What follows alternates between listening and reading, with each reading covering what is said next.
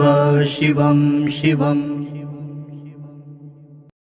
जटाटवीगलज्जलप्रवाहपावितस्थले गलेवलम्ब्य लम्बिताम्बुजङ्गतुङ्गमालिकां डमड्डमड्। ओम सर्वे भवन्तु सुखिनः, सर्वे सन्तु निरामयाः, सर्वे भद्राणि पश्यन्तु मा कश्चित् दुःखभाग् भवेत्। ये स्पिरिचुअल प्रोडक्ट्स आपको shivago.com पे ऑथेंटिक और जेन्युइन मिलेंगे। नमस्कार, आप सबका हमारे चैनल श्रीमद् होम रेमेडीज़ पर स्वागत है। इस वीडियो में हम आपको बताएंगे वट सावित्री व्रत और वट पूर्णिमा व्रत जो है वो 2020 में कब है।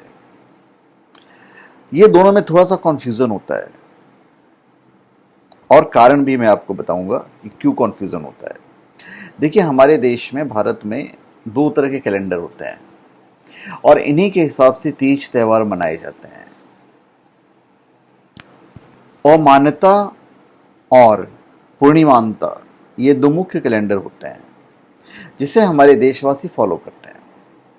वैसे तो दोनों कैलेंडर होते एक जैसे ही हैं, लेकिन कुछ त्यौहार में तारीख का हेरफेर हो जाता है, तो उसमें वट सावित्री और वट पूर्णिमा के व्रत भी कुछ ऐसा ही है।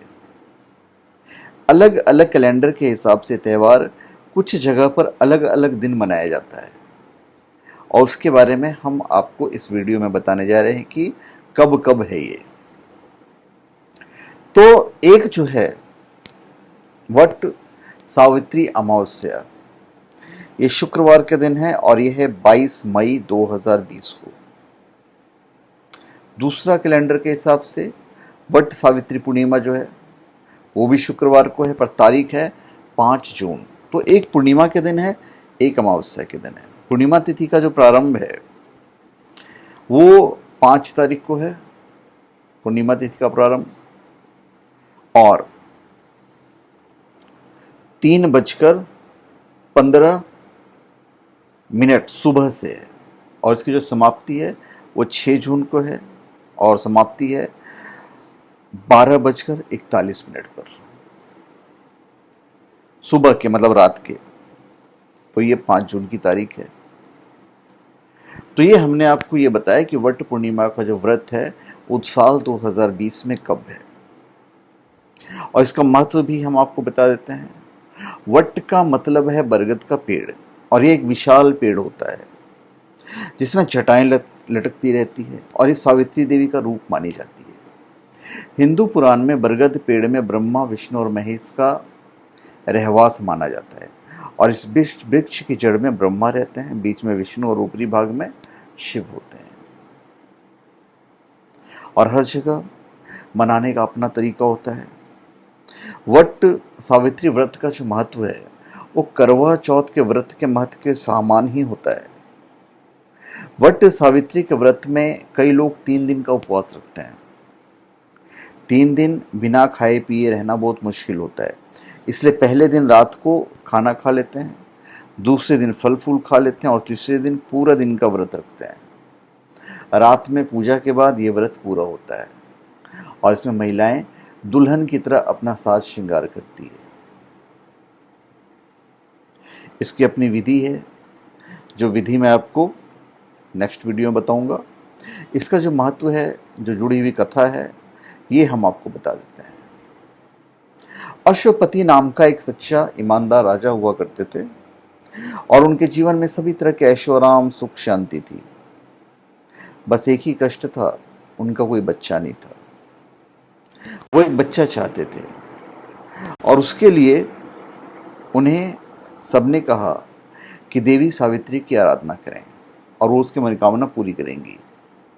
तो बच्चे की चाह में वो पूरे 18 वर्ष तक कठिन तपस्या करते रहे और उनके कठिन तप को देखकर देवी सावित्री खुद उनके पास आई और उन्हें एक बेटी का वरदान दिया, जिसका नाम सावित्री रखा गया। जब ये लड़की बड़ी हुई और युवावस्था में पहुंची तो खुद अपने लिए अच्छा जीवन साथी तलाशने लगी, जिसके बाद उसे सत्यभामा मिले। लेकिन सत्यभामा की कुंडली के अनुसार उनका जीवन अधिक नहीं था। उनकी 1 साल में मृत्यु लिखी हुई थी। सावित्री अपने पति सत्यभामा के साथ एक बार बरगद के पेड़ के नीचे बैठी थी। सावित्री की गोद में रखकर सत्यभामा लेटे हुए थे।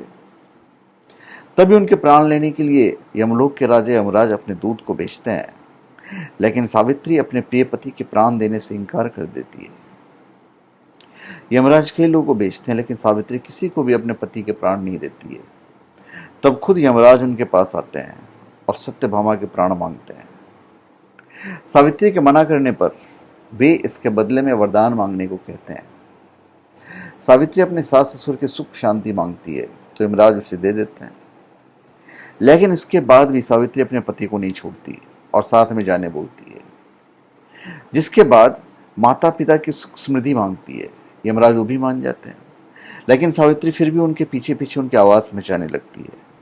तब यमराज उनकी आखिरी इच्छा उनसे पूछती है और वो उनसे एक बेटा मांगती है।